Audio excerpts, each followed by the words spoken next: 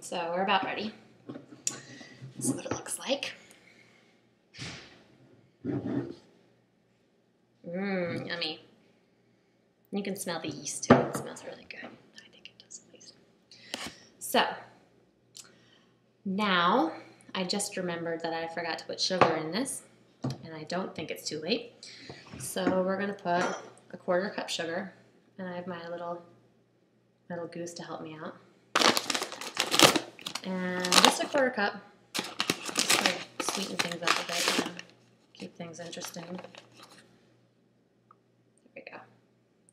Now you're technically supposed to add that with all the dry ingredients, but if you're like me and just forget a lot of things all the time, then it's fine. Not a big deal. Very spontaneous baker, so it works out. People get a little too anal about things, and that's when things start to go wrong. But if you just relax and just kind of, you know. Oh, also, sanitary, you should always have your hair up. I didn't do that either. I mean, I'm not really setting a very good example. I have cats walking all over the place. I don't have my hair up. I know, it's tough. All right, so now sugar is mixed in. A little late, but better than never. And it looks good. So now we're going to clear off our surface. And this is the part that's not easy to explain to people and why I'm doing this video, because a lot of people have come up to me and asked me, oh, how do you make bread, Hillary? And I can't really tell them because, you know, I'm just saying, oh, it's flour, salt, water, sugar. And they're like, oh, that's easy. But can't really explain the kneading process unless you actually do it. So we're going to do it. But first, we need to add a lot more flour. So we're going to do that now. And you're just going to dump it in until you know, works out. Just a little bit at a time because it gets really hard to knead or to stir at this point. But as soon as you feel like it's breaking away, like it is right now, it's a good time to take it out of the bowl.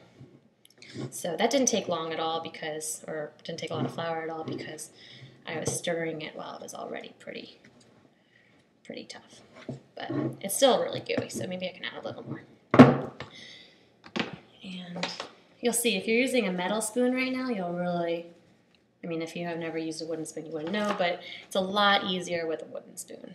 So, I mean, I got this one for like $3 at the grocery store. Not a big deal.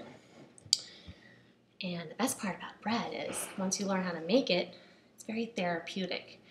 And if you have any, like, I don't know, frustrations in life, graduating college, don't know what to do with yourself, you know, anything like that, that's not my situation. I have 2 more years. But if you are like that, it's a good way to take it all out on the bread and not on, you know, your loved ones or people you don't want to upset.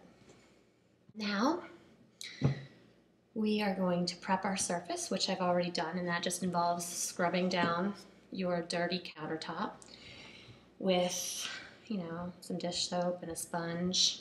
And you want to just get out all the nasty crap that's been building there for the last couple months and make it really clean because the bread is going to go on the countertop. So I'm just going to wipe it down again because I don't like germs, contrary to popular belief.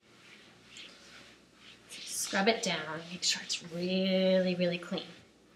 Now you want to start with a dry surface, and my cat is like on my dish towel, so I'm going to have to get a new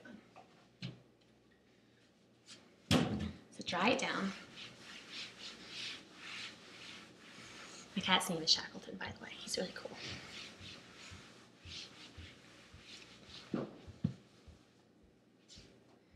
All right, now we have a well-floured surface, and that means just basically what it looks like. Not using sugar, which is what I almost did, but using flour.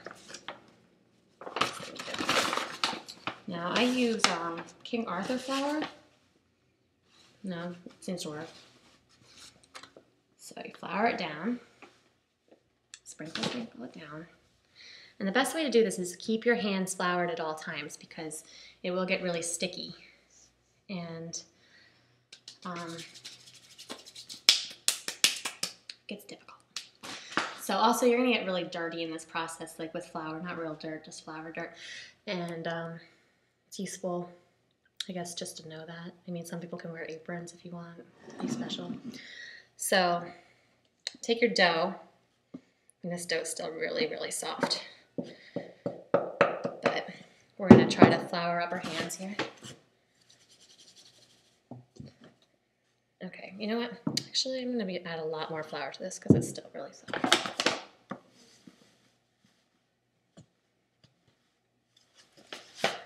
It's all about trial and error, at least on my side of things.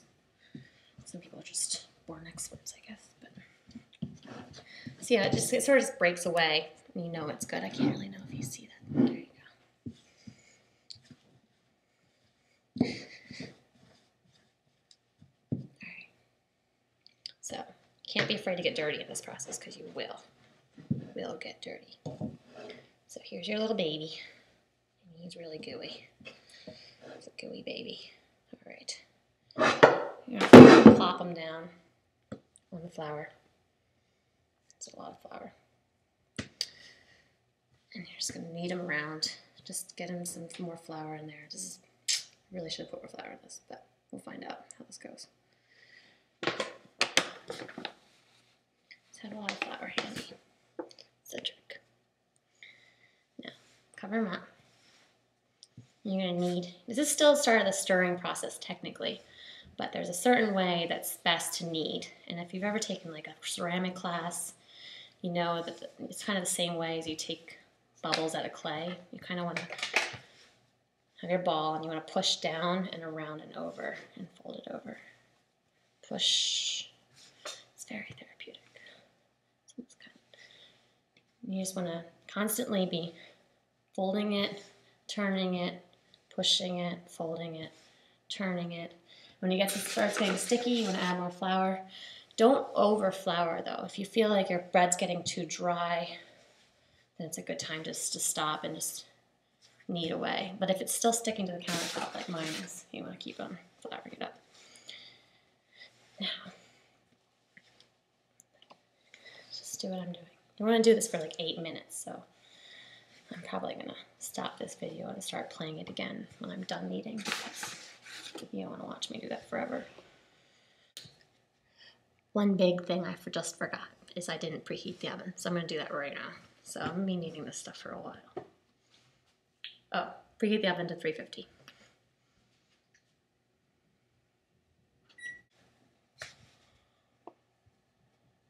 Jacqueline, no.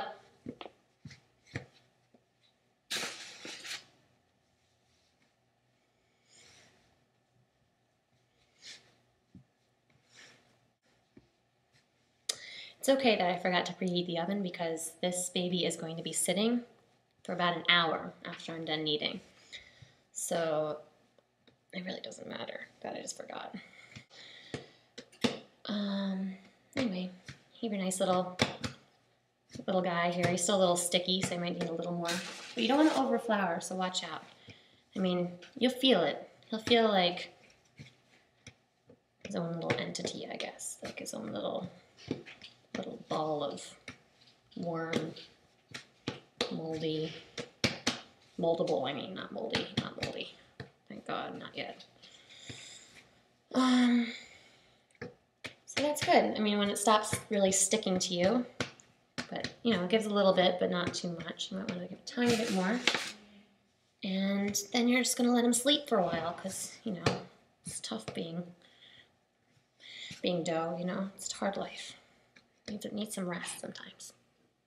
Everyone needs a little bit of rest, right? So, there he is. So ready to go.